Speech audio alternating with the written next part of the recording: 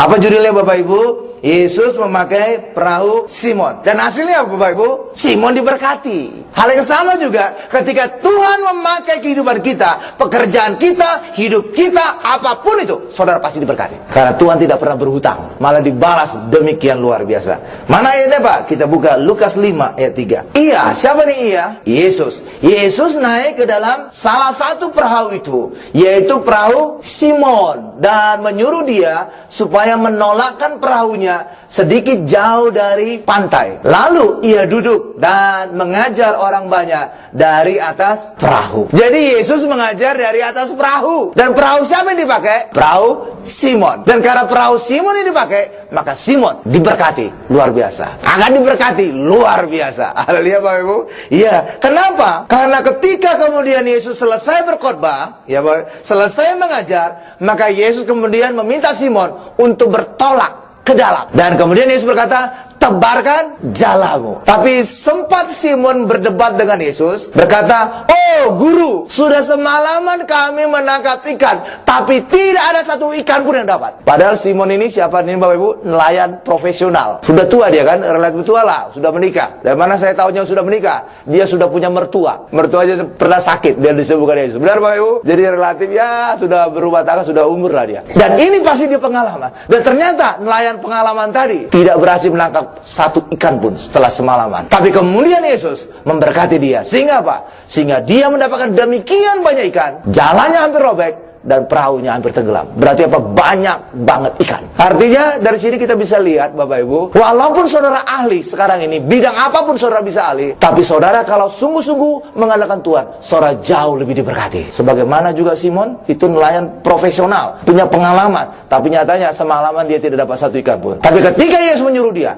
langsung dapat ikan demikian banyak. Sehingga apa? Jalannya hampir koyak dan perahunya hampir tenggelam. Ayo Bapak Ibu, hal yang sama juga bisa kita alami. Tetapi ada satu rahasia lagi Bapak Ibu yang hari ini kita dapatkan. Kenapa sebenarnya jalannya hampir koyak? Mungkin orang berpikir, oh karena memang ikannya banyak. Bukan hal itu yang menyebabkan dia. Ternyata adalah ketika Yesus berkata, bertolaklah ke dalam, tebarkan jalamu. Ternyata Yesus berkata begini. Tapi dalam bahasa Indonesia, Alkitab bahasa Indonesia nggak kelihatan Bapak Ibu. Tapi kalau dalam bahasa Inggris itu jelas kelihatan. Tebarkanlah jala-jalamu. Itu perintah Yesus. Jadi bukan hanya satu jala, tapi jalan yang banyak. Kenapa Yesus memerintahkan Petrus menebarkan jala-jalanya? Karena Yesus akan memberkati dia banyak ikan. Perlu jala yang banyak. Nyatanya, saudara tahu, Petrus hanya menebarkan satu jala. Itulah sebabnya ikan yang banyak tadi hampir membuat jalannya koyak. Coba kita lihat ayatnya. Ya, Lukas 5 ayat 4 sampai dengan 5. Setelah selesai berbicara, siapa nih iya? Yesus berkata kepada Simon, bertolaklah ke tempat yang dalam dan tebarkanlah jalamu. Bahasa Indonesia nggak jelas kelihatan. Bahasa Inggris jelas, nets, pakai S, artinya jamak, untuk menangkap ikan. Coba tampilkan bahasa Inggris sekarang. Cara lihat itu baris kedua dari bawah, nets.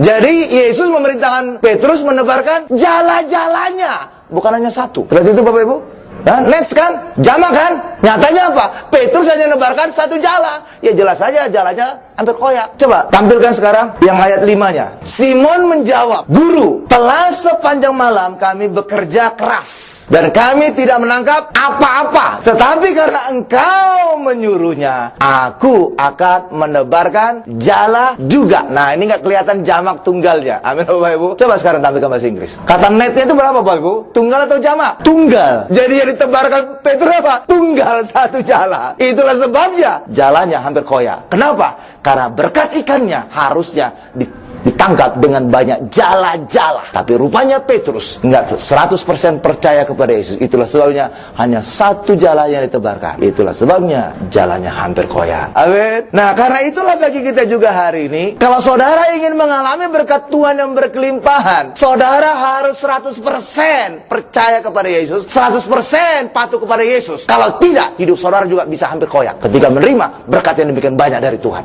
Iya dong. Karena itulah bagi kita hari ini harus sungguh-sungguh sungguh-sungguh percaya kepada Yesus. Kenapa? Karena Yesus akan memberkati kita berkelimpahan. Seperti juga Petrus diberkati ikan berkelimpahan. Tapi karena dia tidak 100% percaya, hampir jalannya koyak. Karena itu lebih baik kita hari ini, saudara ya percaya pada Yesus, sungguh-sungguh percaya, maka berkat Tuhan yang berkelimpahan membuat saudara bisa menikmati semuanya. Bukan keluarga saudara hampir koyak, bukan diri saudara hampir koyak, bukan kehidupan saudara hampir koyak, tapi saudara bisa menikmati semua berkat Tuhan. Amin Bapak Ibu. Hal yang sama juga sebenarnya terjadi ketika Yesus mengadakan mujizat yang pertama. Di mana pertama diadakan mujizat? Di Kana, pada peristiwa perkawinan. Nah, pada saat itu perkawinan, anggurnya habis.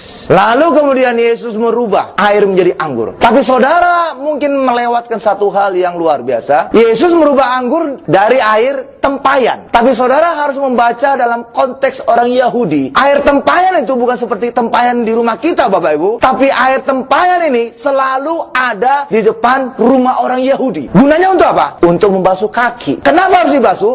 Karena pada zaman dulu, ya Bapak Ibu, belum ada transportasi, paling kenceng adalah onta atau keledai Bapak Ibu. Jadi mereka berjalan kaki, sedangkan di sana juga belum ada aspal. Ya, sehingga apa? Jalan padang, gurun, itu adalah berdebu, sehingga kaki mereka pasti kotor. Sehingga apa? Sebelum masuk rumah, biasanya orang Yahudi harus membasuh kakinya lebih dulu. Dan airnya dari mana? Itulah tempayan tadi. Jadi air tempayan tadi sebenarnya adalah air cuci kaki. Dan air cuci kaki inilah tanda petik air kotor Bapak Ibu, relatif kotor Bapak Ibu. Ini yang dirubahkan Yesus menjadi anggur yang terbaik. Hal yang sama juga dengan kehidupan kita. Sekotor-kotornya kehidupan saudara, masa lalu saudara, datang kepada Yesus, saudara bisa diubahkan menjadi anggur yang terbaik dalam kehidupan kita. Amin. Tapi saudara harus punya iman, harus percaya sungguh-sungguh. Amin Bapak Ibu. Kalau enggak akan terjadi. Tapi puji Tuhan, pelayan itu sudah diingatkan oleh Maria, apapun yang dia katakan, apapun yang Yesus katakan, kamu harus turuti. Sebenarnya itu risiko Bapak Ibu bagi mereka. Mereka jelas tahu air tempayan itu. Benar Bapak Ibu? Lalu apa dikatakan Yesus? Dicedok, bawa kepada pemimpin pesta. Kalau seandainya saudara melihat ketika air itu dicedok, saudara mungkin bertanya, air tempayan, air cuci kaki, dikasih kepada pemimpin pesta. Wah, alamak saya akan dipecat ini. Jangan-jangan nanti langsung sakit perut itu si pemimpin pesta. Ya, Bapak Ibu. Ini air kotor. Amin Bapak Ibu. Tapi puji Tuhan, dia sudah diingatkan, mereka sudah diingatkan oleh Maria, apapun yang dia katakan, dia perintahkan, lakukan itu. Dan mereka lakukan, maka terjadilah mujizat luar biasa. Air kotor, air tempayan diubahkan menjadi anggur yang terbaik. Hari ini juga hidupkan kita. Mari sungguh-sungguh percaya, maka apapun masa lalu saudara bisa diubahkan menjadi anggur yang terbaik yang luar biasa. Amin Bapak Ibu. Sekarang kita lihat lagi Bapak Ibu, bahwa ketika Simon itu diberkati demikian banyak ikan, maka dia kemudian minta tolong kepada teman-temannya untuk membantu. Benar Bapak Ibu? Dan itu juga punya arti apa? Bahwa teman-temannya kecipratan berkat dari berkat Tuhan yang diterima oleh Petrus. Hal yang sama juga dengan kehidupan kita Bapak Ibu. Ketika saudara diberkati, Tuhan tidak pernah memberkati saudara pas, tapi saudara diberkati berkelimpahan. Maksudnya supaya apa? Supaya kehidupan saudara bisa menjadi berkat juga bagi orang lain. Ambil contoh gini, misalkan ini adalah bejana Bapak Ibu. Misalkan bejananya adalah kosong. Kalau saya isi terus air, akan penuh. Benar Bapak Ibu? Kalau sudah penuh terus saya isi air, apa jadinya? Air ini akan luber, melimpah, dan tumpah ke sekelilingnya. Benar Bapak Ibu? Jadi ketika terus diberikan, maka air ini melimpah dan sekitarnya akan menjadi ikut basah. Hal yang sama juga dengan kehidupan kita. Kita adalah bejana kemuliaan Tuhan. Ketika kasih Tuhan, berkat Tuhan terus diberikan di dalam kehidupan kita, suatu ketika penuh, dan kalau terus ditambahkan, maka ini akan luber. Dan ketika luber, apa yang terjadi? Orang-orang di sekitar saudara juga menikmati berkat Tuhan yang saudara terima. Haleluya Bapak Ibu. Saudara menjadi berkat bagi orang lain juga. Karena itulah Tuhan selalu memberkati kita berkelimpahan, bukan pas, tapi berlimpah. Supaya apa? Orang-orang di sekitar kita, istri kita, anak kita, suami kita, siapapun itu mereka mendapatkan juga berkat Tuhan yang saudara terima. Amin. Sekarang kita masuk pada bagian yang kedua. Mujizat menuntun pertobatan. Ketika Petrus tadi mendapatkan banyak ikan Bapak Ibu, apa kemudian terjadi? Dia kemudian bertobat. Semula dia memanggil Yesus guru, tapi ketika dia bertobat, dia berkata, Tuhan, pergilah daripadaku, karena aku ini orang berdosa. Haleluya Bapak Ibu. Baru sadar dosanya. Haleluya Bapak Ibu. Baru memanggil Yesus Tuhan, dan baru dia menyembah kepada Yesus. Sebelumnya saya yakin dia tidak menyembah. Kenapa? Panggilannya masih guru. Guru tidak boleh disembah. Tuhan, ya. Saudara itu, lewat perbedaan ucapan ini bisa menunjukkan bahwa dia sungguh-sungguh bertobat. Karena itulah bagi kita hari ini Bapak Ibu, kita hidup dalam perjanjian baru, bahwa mujizat, kebaikan Tuhan itu menuntun kita kepada pertobatan. Roma 2 ayat 4. Maukah engkau menganggap sepi kekayaan kemurahannya, kesabarannya, dan kelapangan hatinya? Tidakkah engkau tahu bahwa maksud kemurahan Allah Ialah menuntun engkau kepada pertobatan. Haleluya Bapak Ibu. Setelah itu saya buktikan, kita buktikan. Ketika saudara mengalami mujizat Tuhan, mungkin saudara divonis bangkrut Bapak Ibu. Ketika saudara kemudian mengalami mujizat Tuhan, diberkati berkelimpahan, ya Bapak Ibu, apa jadinya? Saya yakin saudara tidak perlu disuruh ke gereja, saudara pasti ke gereja sendiri. Kenapa? Saudara dipulihkan sehingga selalu ada ucapan syukur bagi saudara. Benar? Mungkin saudara sebelumnya susah punya anak, mandul sekian belas tahun. Kemudian saudara mengalami mujizat Tuhan lewat terima minyak dan anggur, ya saudara akhirnya punya anak. Nah, ketika saudara mengalami mujizat demikian, saya yakin saudara tidak perlu suruh ke gereja, pasti saudara ke gereja sendiri. Kenapa? Selalu ada ucapan syukur. Jadi ketika saudara mengalami mujizat, itulah yang menuntun saudara mengalami pertobatan. Dan seringkali banyak orang disuruh ke gereja susah. Kenapa Bapak Ibu? Karena mereka tidak pernah mengalami mujizat. Itulah sebabnya kalau saudara desak-desak, kamu ke gereja, kamu jumatan atau mingguan. Mungkin karena selalu terlalu desak gitu Bapak Ibu, sehingga dia berkata, emangnya di gereja saya dapat apa? Kenapa dia ngomong demikian? Karena memang dia belum pernah dapat apa-apa. Itulah sebabnya susahnya ke gereja minta ampun. Benar Bapak Ibu? Tapi kalau dia pernah mengalami mujizat Tuhan, saudara nggak perlu suruh dia pasti nyari gereja sendiri. Amin Bapak Ibu. Karena itulah benar ayat yang tadi, kebaikan Tuhan, mujizat Tuhan menuntun orang kepada pertobatan.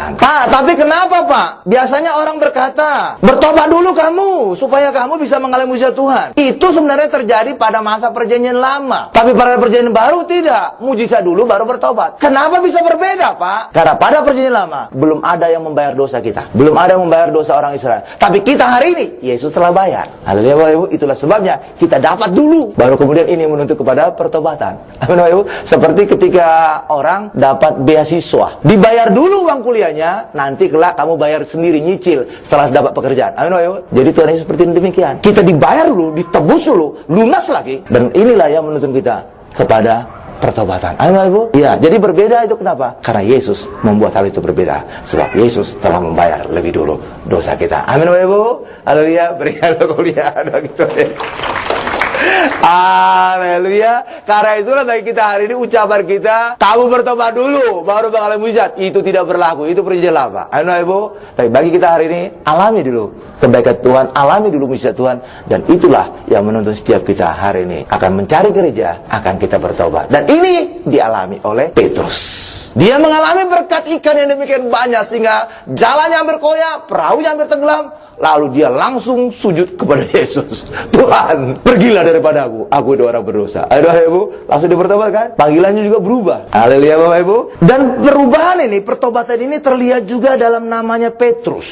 Semula namanya adalah Simon. Itu adalah nama aslinya Bapak Ibu. Jadi Petrus itulah nama kemudian muncul. Jadi nama aslinya adalah Simon atau Simeon. Tapi ketika berjumpa dengan Yesus, Yesus berubah namanya. Kamu bukan lagi Simon, tapi kamu menjadi Kefas atau Petrus. Artinya sudah berbeda. Simon itu asal katanya adalah ilalang. Sebagaimana ilalang, dia akan bergerak sesuai dengan angin bertiup. Benar Bapak Ibu? Jadi Petrus awalnya semasa namanya Simon, dia tidak tetap pendirian, goyang terus. Bapak Ibu. Tapi Yesus menubuatkan dia, hai Simon, nanti kamu akan menjadi Kefas, Petrus atau batu karang. Kamu akan kokoh dan kamu akan menjadi gembala. Dialah gembala sidang pertama di dunia. Diangkat langsung oleh Yesus. Bapak Ibu, ketika di tepi danau Tiberias, Yesus berkata, hai Simon Petrus, apakah engkau mengasihi aku? Ya Tuhan, aku mengasihi engkau. Gembalakanlah domba-dombaku. Dan sekarang di Israel ada gerejanya Peter Primasi kalau nggak salah namanya. Iya Bapak Ibu. Di situ ada juga patungnya, patung besi. Ketika Yesus melantik dia menjadi gembala sidang pertama di dunia. Semula dia Simon ilalang, tapi kemudian berubah. Ketika dia bertobat menjadi Simon Petrus,